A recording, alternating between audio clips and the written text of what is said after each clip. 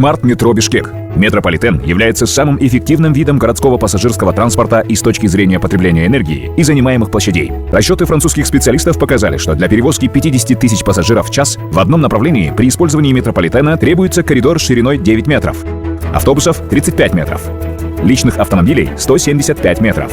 В Бишкеке стремительно возрастает количество частных автомобилей. На дорогах образуются пробки, ухудшается экология. Лучший способ противостоять этой негативной тенденции – предоставить новый общественный транспорт. Смарт-метро Бишкек. Бишкекский метрополитен – это 5 линий, 30 станций и 57 километров под землей и над ней. Западная линия будет брать свое начало со станции Ортусай и протянется до западно-северной. По его пути расположатся такие станции, как Азия-Молл, Шлагбаум, Западный автовокзал и другие.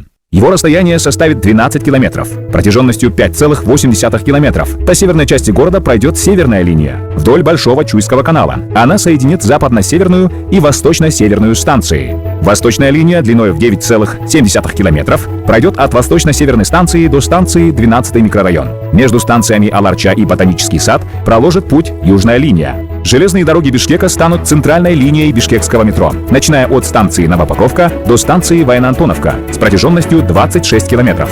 Наземное метро будет осуществлять перевозку пассажиров днем, а ночью использоваться как грузовой транспорт. Так как у нас только одна линия железнодорожных путей, то возникает необходимость прокладки добавочной объездной линии в пределах станции для полноценного двустороннего передвижения.